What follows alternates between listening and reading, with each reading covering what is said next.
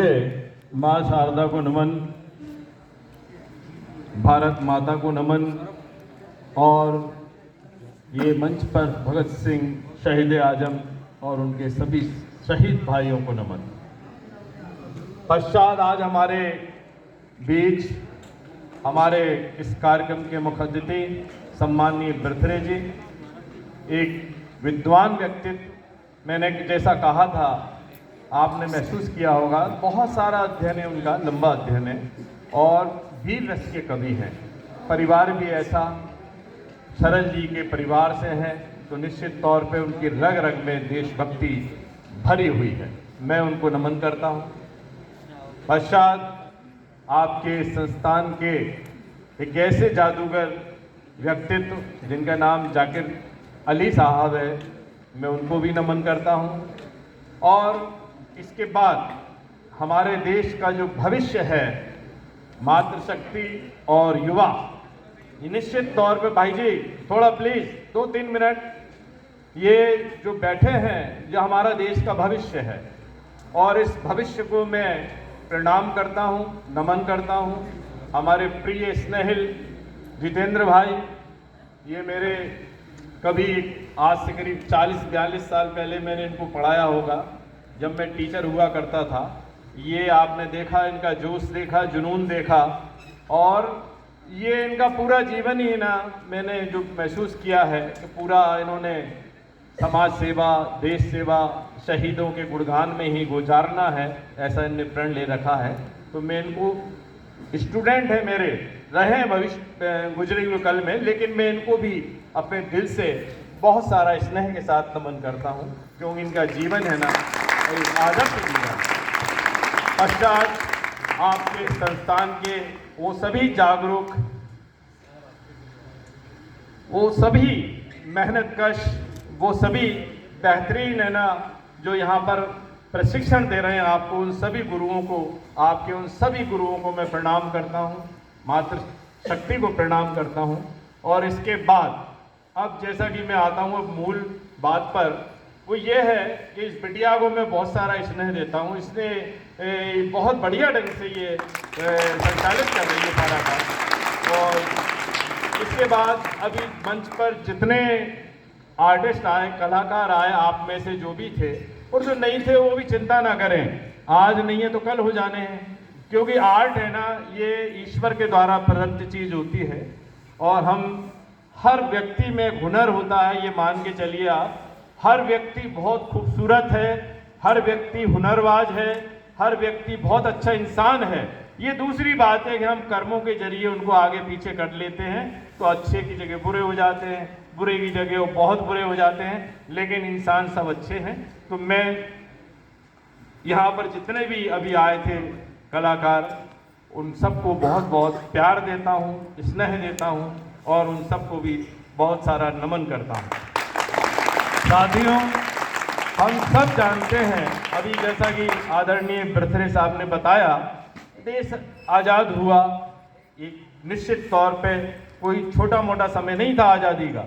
100 साल लगे। 1857 में लक्ष्मीबाई जी ने जिसका मुहिम शुरू की थी और हमें आज़ाद होने में 1947 में हम आ पाए। 100 वर्ष से ज़्यादा समय लग गया हमें अपने देश को आज़ाद कराने में। और ये एक पहलू, दूसरा पहलू ये है कि एक नहीं, 2 नहीं, 3 नहीं, सैकड़ों ऐसे देश के नौजवान थे उस समय जिन्होंने बलिदान दिया अपने देश के खातिर, और ऐसा बलिदान दिया कि हम आज खुली हवा में सांस ले पा रहे हैं, आज हम मनचाहा जी पा रहे हैं। नहीं, वो अभी जो बताया था, मैं अभी आदरणीय करीब 4 महीने पहले मेरी बहुत तमन्ना थी कि मैं जालियांवाला बाग के जाकर वहाँ पे नमन करके आ पाऊँ, लेकिन मैंने बहुत पहले सोचा था तो उग्रवाद आ गया था, तो उस समय जाते जाते रह गया था। लेकिन अभी प्रभु कृपा हुई और विदिन 4 या 5 महीने पहले अभी मैं अमृतसर गया और सबसे पहले मैंने जालियांवाला बाग जाकर उस भूमि को नमन किया, वहाँ प्रणाम किया। मेरे अंदर से है ना वो भावना निकली कि देखिए, वो भी हम उनके भी परिवार थे, वो भी किसी के बेटे थे, किसी की माँ थी, किसी के पिता थे, किसी के बच्चे थे, लेकिन उन्होंने अपने देश के खातिर अपने प्राणों की आहुति दी।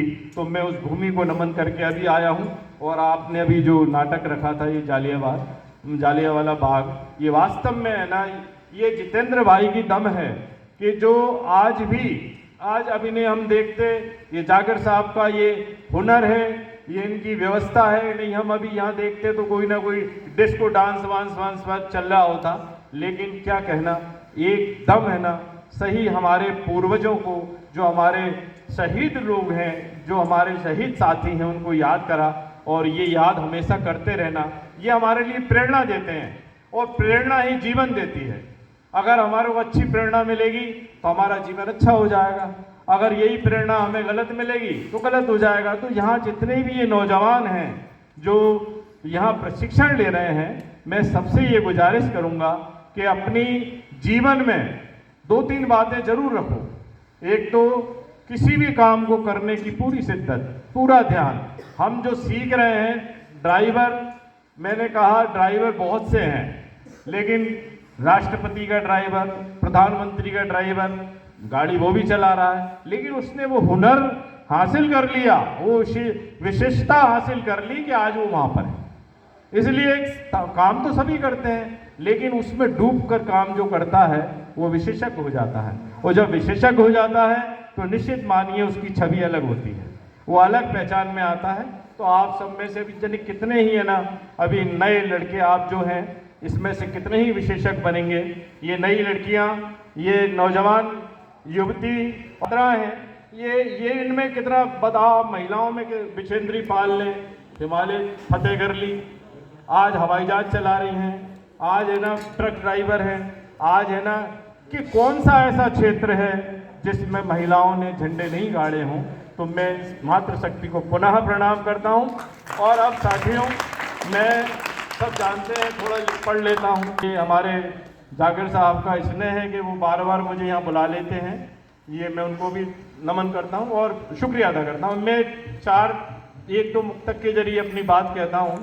आज मौका ऐसा है 26 जनवरी का, कहा है कि कभी जमीन तो कभी आसमान बनकर जी, कभी जमीन तो कभी आसमान बनकर जी, कभी हमदर्द तो एक जान बनकर जी। और नफरत से भरे मजहबी दायरों से निकल, नफरत से भरे मजहबी दायरों से निकल, जी दोस्त तो मुल्क की पहचान बनकर जी, दोस्त तो मुल्क की पहचान बनकर जी दोस्त। तो हमारा देश सबसे पहले है, आदरणीय अभी बर्तरी सर ने बताया था कि जब हम होंगे तभी होंगे हम, जब हमारा देश होगा तभी धर्म होगा, तभी जातियां होंगी, तभी भाईचारा होगा, तभी हम सब जीवन जी पाएंगे जब हमारा देश होगा। नहीं, आप इस समय दुनिया है ना इतने खतरनाक मोड़ पर खड़ी हुई है जहां पर तबाही के अलावा कुछ नहीं है। अगर हमने इसमें जरा सी भी चूक की तो निश्चित मानना हमारा भी भविष्य ना खराब हो जाएगा। इसलिए हमें बहुत चौकन्ना रहकर, बहुत होशियार रहकर अपने इस वक्त को गुजारना है और प्यार मोहब्बत से रहना है। मैंने एक जगह और कहा कि मुश्किल को आसान बना दो मेरे राम, मुश्किल को आसान बना दो मेरे राम, हर एक को इंसान बना दो मेरे राम। हर एक को इंसान बना दो मेरे राम। और जहां अमन चैन विश्वास और खुशहाली हो, जहां अमन चैन विश्वास और खुशहाली हो, ऐसा हिंदुस्तान बना दो मेरे राम, ऐसा हिंदुस्तान बना दो मेरे राम, ऐसा हिंदुस्तान बना दो मेरे राम। ये ख्वाहिश हम रखते हैं, ये इच्छा हमारी है, हम चाहते हैं सभी अपने जहन में ये इच्छा रखें कि हमारा देश उच्च से उच्च स्तर पर पहुंचे, हम सब प्यार मोहब्बत से रहें, हमारे बीच में कोई भी है ना भेदभाव नहीं रहे। और इस 4 लाइन के साथ अपनी बात को समापन करूंगा कि भूखा कोई नहीं सो पाए ऐसी मुझको रात चाहिए, भूखा कोई नहीं सो पाए ऐसी मुझको रात चाहिए, और शब्द शब्द प्यारा बन जाए, ऐसी मुझको बात चाहिए। और मैं हूँ हिंदू, ये है मुस्लिम, वो सब सिख ईसाई हैं, अंतर कोई नहीं कर पाए, ऐसी मुझको जात चाहिए। ऐसी मुझको जात चाहिए, अंतर कोई नहीं कर पाए, ऐसी मुझको चाहिए। बहुत बहुत शुक्रिया, समय का ध्यान है। और मैं पुनः आप सबको अपने दिल के अंतर से बहुत सारी दुआएं देता हूँ, बहुत सारी शुभकामनाएं ज्ञापित करता हूँ कि आपका भविष्य बेहतरीन हो और बेहतरीन हो और बेहतरीन हो। शुक्रिया।